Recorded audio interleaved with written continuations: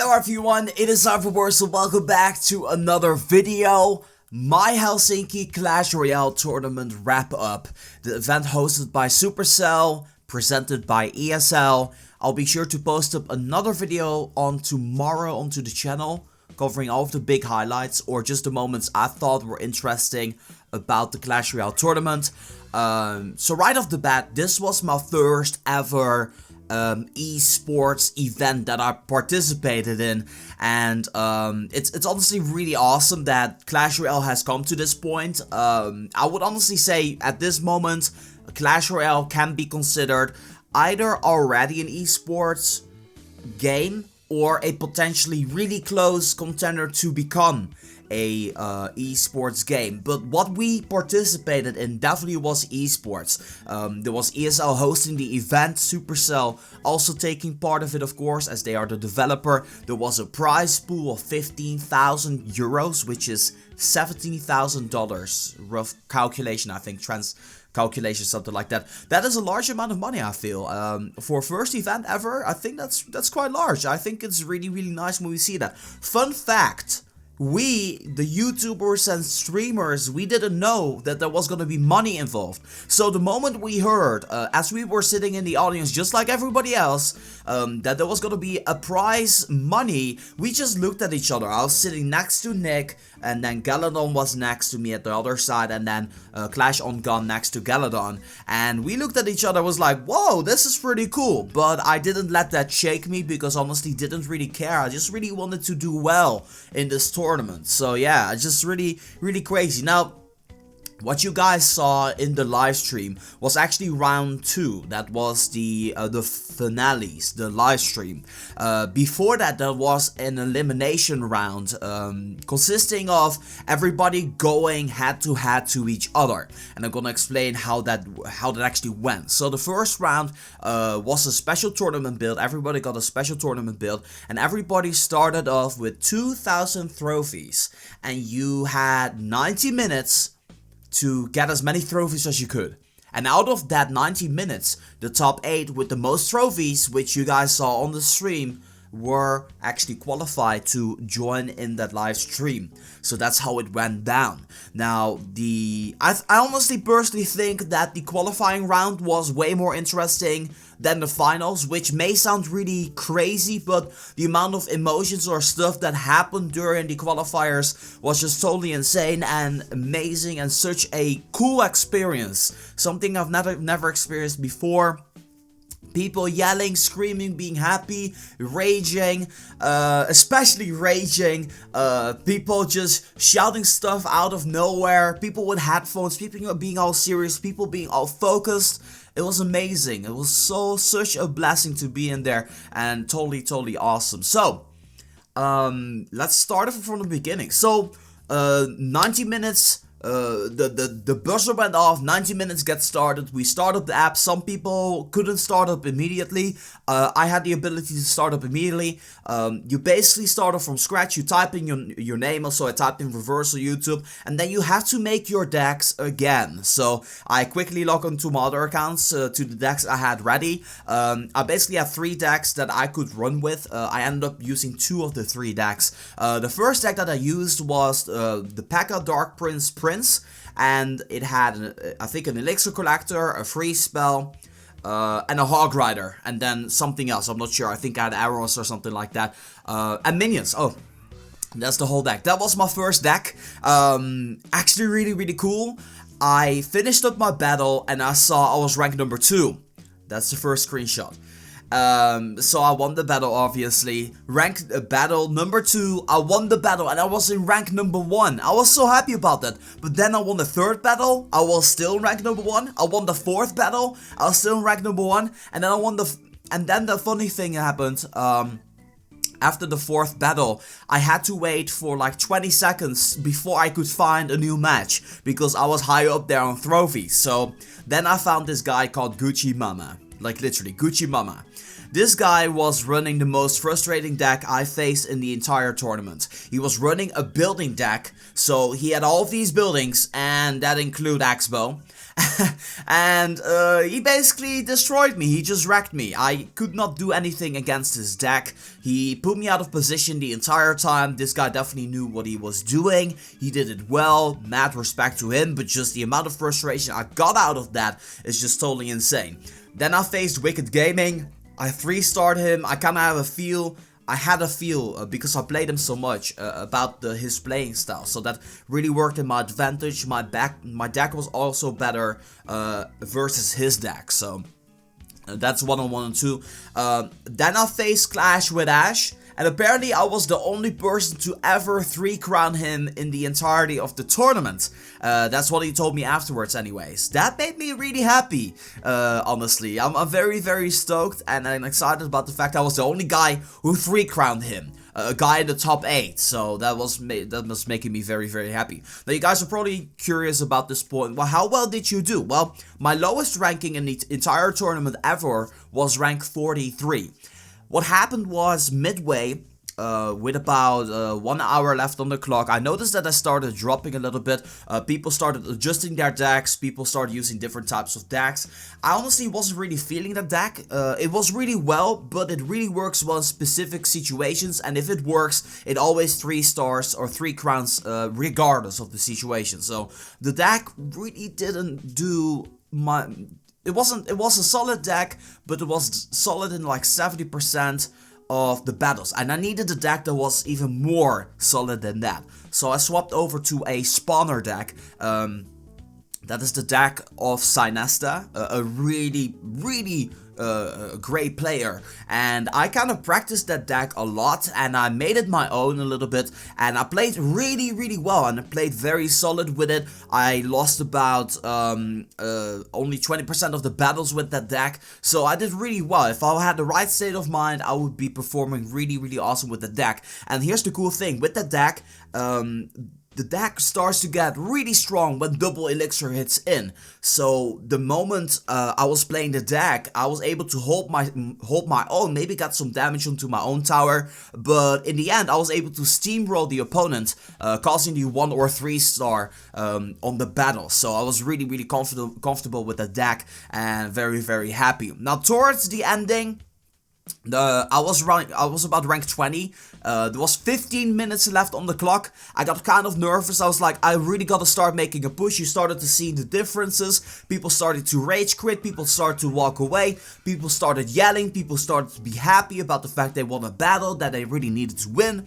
So the atmosphere got really tense. The music that they played didn't help. They put this movie music in the background there, and it made you like nervous and anxious and happy at the same time. It was super dramatic. And then on the panel itself, which I'll post a screenshot right now, the scenery, the timer was in the middle, and it was really big, and you would just look at it and you'd be like, oh, there's so much time left, there's almost no more time left, and you just see it ticking away, and you're just always automatically looking at it. So that doesn't really help with your state of mind, right? So 15 minutes left on the clock. I'm rank 20. I win a battle. I get up to like rank 14. I win another battle. I'm rank 11. I win another battle. I'm rank 9. And then I win another battle. So 5 times in a row. And I am rank 7. Here's the screenshot of that. And then there's 8 minutes left on the clock. And I face Bootramp. And I lose. And it was a really close battle. I needed 3 more seconds to get the 1 star, the 1 crown. I don't care at this point. I needed 3 more seconds to get the 1 crown on his tower. And I needed an additional like 15 seconds to get the 3 crown on his main tower, because I was steamrolling him. And I lost. Like, Bootramp was rank 40 or 50. And I lost 35 trophies against him. Basically, I needed to win 2 or 3 more battles in order to make myself into the top 8. However, before that battle, because I made the screenshot, I was like, I'm gonna do 1 more battle, and if I get more than 20 cups, then I'm gonna quit. Then that's gonna be it. I'm cemented into the top 8. If I did my math right, I would have been ranked number 5.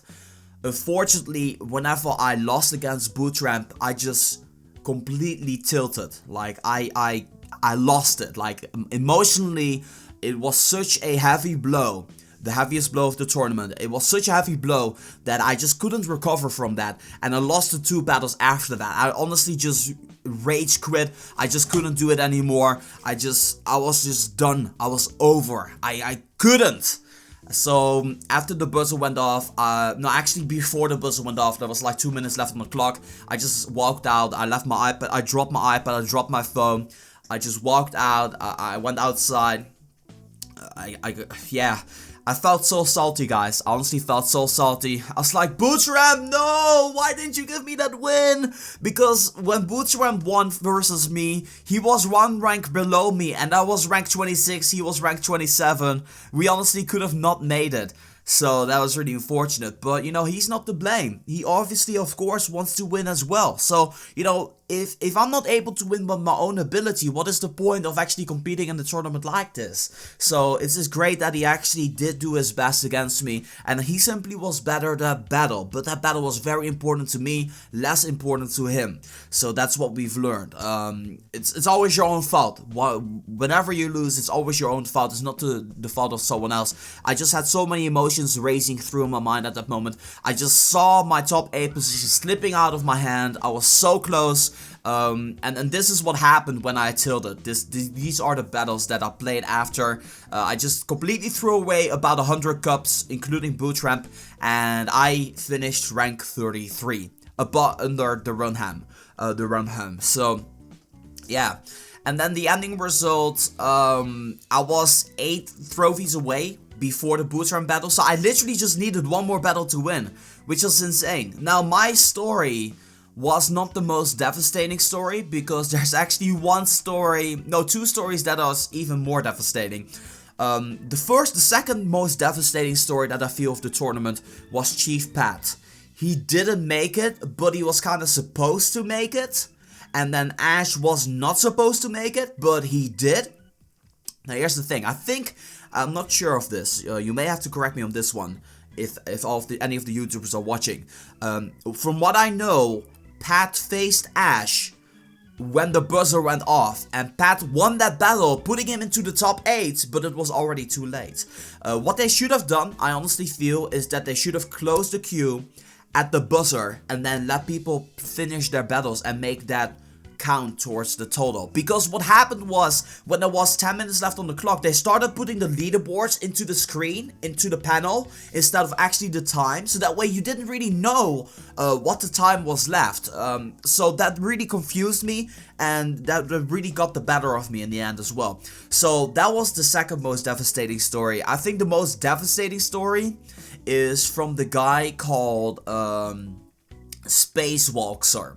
Now that guy was in the top 8 consistently from the beginning, and he did really extremely well. He was ranked number 3 with like 6 minutes left on the clock, and he did a battle and his phone died. His phone died. If you know about this, make sure you let me know in the comments. If your phone dies, you need some time to charge up the phone again. You already lose the battle anyway. So he dropped to like rank number 10, and after that emotion, like that roller coaster of emotions, you honestly cannot like make yourself go up there again. The reason why I know about this story is because he actually went up to the commentating booth of the commentators of Kelaris ESL and desperately was looking for a charge somewhere for his phone. That honestly just so sad, and I honestly feel bad for the guy, but that's just the way it is. There were some more unfortunate instances where, for instance, Gordinho Clash was really close, but he didn't make it either. He was ranked number 5. He was really doing well towards the end. I did not want to face him though, because he have been beating me consistently in our practice matches. Then there was Alvaro, ranked number 10. He also got really close. He was only 3 trophies away of actually getting rank 8. 3 trophies, that's totally insane. Then Molt. Everybody expected Molt or Pat to be into the top 8. Molt ended up rank 50-ish, because he had connection issues. The moment he would drop like a knight, it would take like 2 seconds for the game to respond. And he actually showed the Clash Royale community manager that, but they couldn't really fix anything. They couldn't stop the event just because of one person. So that was really unfortunate. And then Nick at Night. Oh man. That honestly was really sad at the same time as well. What happened to Nick was on this massive losing streak prior to the tournament. So he already goes inside of the tournament with the mindset of, oh, this game is not working out for me, because I know that feeling all too well. And it's just, you know, you cannot bring yourself back up again. Even if you win a couple of battles, that feeling of losing 10 battles in a row or something like that during your practice matchups actually hits really hard. So you know, this is just such a cool event that you're able to competitively get into this and get really passionate about this. My initial goal immediately was I want to reach top 8 because you guys may not know about this, because sometimes during live streams I play bad, but if I'm really focused on the game, I actually am able to pull moves off. I just cannot pull off during streams, because I simply am commentating at the same time, and commentating kinda takes away some of the focus you have for the game. So I will probably show you guys like replays from this point on whenever I'm doing an episode, and then maybe like a live attack or something like that to show you guys some really cool gameplay. But in overall, this tournament was really insane. There was some real upsets. You guys obviously know what happened in the live stream, but if you don't, then make sure you stay tuned for the other video that I'll be posting about that. That honestly is my Clash Royale tournament experience. I honestly wanted to do this video instead of a vlog, so I hope you guys are okay with that. That being said though, I definitely want this to be a thing again, and I really want to compete and actually make it to the top 8 next time. And I think the tournament format was really great, but I feel they should have live streamed the actual rankings as well, like the first round. I feel they should have live streamed that as well, the qualifiers, and showed some live battles about the stuff that's going on, so that way you could actually spectate like the top battles or something like that. I honestly feel that that should be a thing as well. So maybe that is feedback for the Clash Royale team, so that way they can make the live stream show a little bit longer, or yeah, I don't know. There's so much you can do with Clash Royale as it is right now. I heard rumors of esports teams arising of Clash Royale. Maybe I'll get approached, I got no idea, but if I did, I would probably gracefully accept that offer. Anyway, that's gonna be doing it from my story, this wrap-up story of my Clash Royale Helsinki tournament. I hope that you guys enjoyed it. I hope that you guys enjoyed the funny moments that we showed during stream with these things, and we got to keep them, which is awesome. So after losing in the tournament, I went like this, and then we got these emojis, and I felt like this. So yeah, anyway, that's gonna be doing it from me for now. I just want to say thank you guys so much for watching, and as always, make sure if you guys like this video to boom, give it a thumbs up. And that being said, this has been Reversal for Clash Royale. I'm gonna be signing off, and I'll see you guys in the next one.